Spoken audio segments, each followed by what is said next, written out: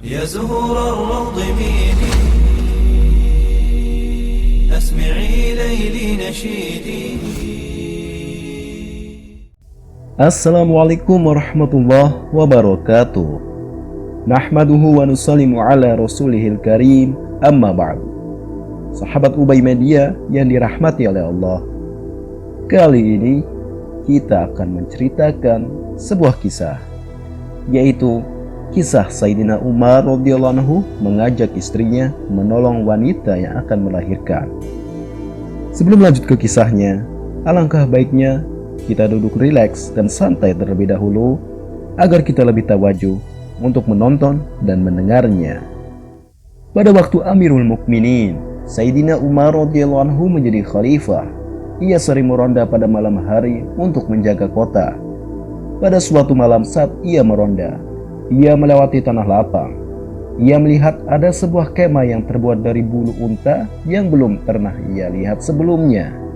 Ketika mendekatinya, ia menjumpai seorang lelaki yang sedang duduk di depan kemah dan terdengar suara rintihan seseorang dari dalam kemah. Setelah memberi salam, Sayyidina Umar radhiyallahu anhu duduk di dekat lelaki itu sambil bertanya, "Siapakah kamu?" Lelaki itu menjawab, "Saya seorang musafir. Saya penduduk pedusunan. Saya datang untuk meminta bantuan keperluan saya kepada Amirul Mukminin." Lalu Sayyidina Umar radhiyallahu anhu bertanya, "Mengapa terdengar suara rintihan dari dalam?" Lelaki itu menjawab, "Silahkan pergi dan urus saja pekerjaanmu sendiri." Setengah memaksa, Sayyidina Umar radhiyallahu anhu bertanya lagi, "Mengapa seperti terdengar suara orang kesakitan?" Lelaki itu terpaksa menjawab bahwa istrinya hampir melahirkan dan sedang dalam kesakitan. Sayyidina Umar radhiyallahu anhu bertanya lagi, "Apakah ada wanita lain yang membantunya?" Lalu lelaki itu menjawab, "Tidak ada." Maka Sayyidina Umar radhiyallahu anhu segera kembali ke rumahnya dan berkata kepada istrinya, "Sayyidatina Ummu Kulsum radhiyallahu anha, ada pekerjaan berpahala besar untukmu." Istrinya bertanya, "Pekerjaan apa itu?" Sayyidina Umar radhiyallahu anhu menjawab, "Istri seorang dari pedusunan sedang kesakitan karena hampir melahirkan dan dia sendirian." Istrinya langsung menjawab, "Ya, jika itu membuat engkau ridho, aku selalu siap." Sayyidatina Ummu Kulsum radhiyallahu anha adalah putri bungsu Sayyidatina Fatimah radhiyallahu anha, cucu baginda Nabi SAW. Bagaimana ia tidak bersedia? Lalu Sayyidina Umar radhiyallahu anhu menyuruhnya agar segera mempersiapkan keperluannya untuk melahirkan seperti minyak, ketel, dan sebagainya. Juga membawa serta minyak samin, gandum, dan sebuah panci. Lalu mereka pergi, sedangkan Sayyidina Umar radhiyallahu anhu berjalan di belakang. Setiba di sana, Sayyidatina Ummu Kulsum radhiyallahu anha segera masuk ke dalam kemah. Sayyidina Umar radhiyallahu anhu segera menyalakan tungkunya, kemudian memasukkan biji-biji gandum ke panci. Setelah persalinan selesai, dari dalam Sayyidatina Ummu Kulsum radhiyallahu anha berteriak, "Amirul Mukminin, berilah kabar gembira kepada saudaramu dengan kelahiran anak laki-laki." Ketika mendengar ucapan Amirul Mukminin, lelaki pemilik kemah itu ketakutan.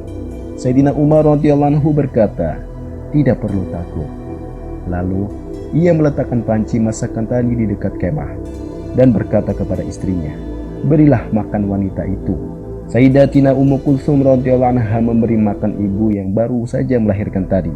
Setelah itu, Sayyidatina Ummu Kulsum radhiyallahu anha mengeluarkan panci yang berisi makanan untuk suami wanita itu. Sayyidina Umar radhiyallahu anhu berkata kepada lelaki itu, "Ambillah, kamu juga harus makan, karena sepanjang malam kamu berjaga." Setelah semuanya selesai, Sayyidina Umar radhiyallahu anhu dan istrinya pulang ke rumah. Sebelum pulang, Sayyidina Umar radhiyallahu anhu berkata kepada lelaki itu, "Datanglah kepadaku esok. Ada sesuatu yang akan aku berikan untukmu." Nah, dari kisah di atas, kita bisa mengambil hikmah dan pelajaran. Adakah seorang raja, pemimpin, atau orang kaya pada zaman ini yang memperdulikan keperluan orang miskin, atau membantu musafir dengan mengajak istrinya malam hari memasuki padang Sahara atau perkampungan untuk membantu orang miskin? Apabila dengan tangannya sendiri mau memasakkan makanan untuk mereka, jangankan orang kaya, adakah ahli agama yang mau melakukannya? Inilah yang harus kita renungkan. Kita selalu menyebut namanya, kita selalu berharap mendapat keberkahannya. Namun, adakah kita beramal seperti amalannya? Wallahu a'lam bishawab. Mudah-mudahan kisah ini menjadi hikmah dan iktibar bagi kita. Subhanallah wa bihamdi, subhanakallahumma wa bihamdika, asyhadu an la ilaha illa anta, astaghfiruka wa atubu ilaik. Wassalamualaikum warahmatullahi wabarakatuh.